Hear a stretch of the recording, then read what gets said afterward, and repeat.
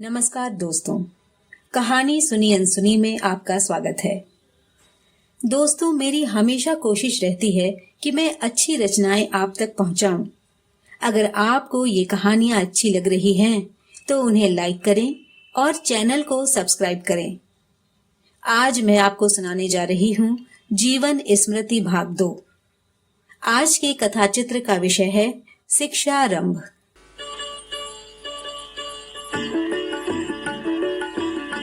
हम 3 बच्चे एक साथ पल रहे थे। 3 यानी कि मैं, मेरे बड़े भाई सोमेंद्रनाथ और भांजे सत्यप्रसाद। मेरे ये साथी मुझसे 2-2 साल बड़े थे। उन्होंने जब गुरुजी से पढ़ना शुरू किया तो मेरी पढ़ाई भी उनके साथ शुरू हो गई। लेकिन उस बात की मुझे याद भी नहीं। सिर्फ इतना याद है, पानी पड़ता है, पत्ता हिलता है।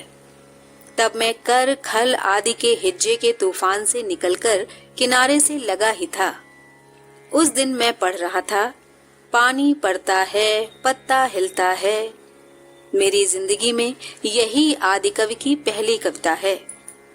उस दिन की खुशी की आज भी जब याद आती है तो समझ जाता हूँ कि कविता में तुक का मेल इतना जरूरी क्यों है।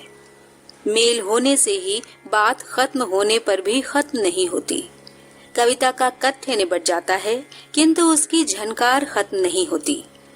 तुक के मेल को लेकर कान और मन आपस में खेलते ही रहते हैं।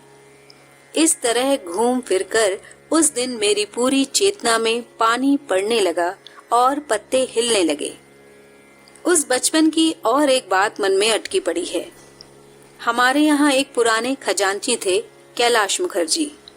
वे हमारे घर के से आदमी थे और बड़े रसिक थे। सबसे उनका हंसी मजाक चलता रहता था। घर में नए आए दामादों को वे अपने हंसी मजाक से मुश्किल में डाल दिया करते थे। ऐसा कहते हैं कि मरने के बाद भी उनका मस्खरापन खत्म नहीं हुआ। किसी समय मेरे गुरुजन प्लैंचेट के जरिए परलोक के साथ संपर्क कायम करने की कोशिश में थे। एक दिन देखा कि उनके प्लैंचेट की पेंसिल की रेखा में कैलाश मुखर्जी का नाम आ गया। उनसे पूछा गया, तुम जहाँ हो वहाँ का क्या हालचाल है, बताओ। उत्तर मिला, जो बात मैं मर के जान सका हूँ उसे आप लोग बिना मरे ही मुफ्त में जानना चाहते हैं। ये नहीं हो सकता। यही कैलाश मुखर्जी मेरे बचपन में बड़ी जल्दी जल्दी लंबी तुकबंदी सुनाकर मेरा मन बहलाव किया करते थे। एक और याद है, वृष्टि पड़े टापुर टुपुर न दिल एलो बान, शिव ठाकुरेर वे होलो 3 कन्यादान की। मानो वह मेरे बचपन का मेघदूत हो। उसके बाद जो बात याद आती है वह है स्कूल जाने की सूचना। एक दिन देखा कि मेरे बड़े भाई साहब और उम्र में मुझसे बड़े भांजे सत्यप्रसाद दोनों स्कूल चल दिए, लेकिन मैं स्कूल भेजे जाने के काबिल नहीं समझा गया। ऊंची आवाज में रोने के सिवा काबिलियत दिखाने का और कोई उपाय मेरे हाथ में नहीं था। हमारे जो शिक्षक थे उन्होंने मेरे मोह को खत्म करने के लिए एक जोरदार थप्पड़ जड़कर महत्वपूर्ण वाक्य सुनाया था, अभी तो स्कूल जाने के लिए रो रहे हो, किसी दिन नहीं जाने के लिए इससे बहुत ज्यादा रोना पड़ेगा। उन शिक्षक महोदय का नाम शक्ल सूरत मुझे कुछ भी याद नहीं, लेकिन उस दिन का वह गुरुवाक्य और जोरदार चपत आज भी मेरे मानस पटल पर साफ साफ अंकित है। इतनी बड़ी अचूक भविष्यवाणी जिंदगी में और किसी दिन सुनने में नहीं आई। रोने के जोर के कारण ओरिएंटल सेमिनरी स्कूल में समय से पहले भर्ती हो गया। वहाँ क्या सीखा ये तो याद नहीं, लेकिन वहाँ के तौर तरीकों की बात मुझे याद है। पाठ न सुना सकने पर विद्यार्थी को बेंच पर खड़ा करके उसके दोनों हाथ फैलाकर उन पर क्लास की बहुत सी स्लेटें जमा करके लाद दी जाती थीं। इस तरह सीख लेने का अभ्यास बाहर से भीतर असर कर सकता है या नहीं, ये तय करना मनोवैज्ञानिकों का काम है। इस तरह बहुत बचपन में ही मेरी पढ़ाई शुरू हो गई। नौकरों के महकमे में जिन किताबों का रिवाज था उन्हीं के आधार पर मेरी साहित्य चर्चा की शुरुआत हुई। उनमें चाणक्य की श्लोकों का बंगला अनुवाद और कृत्तिवास की रामायण ही मुख्य थी।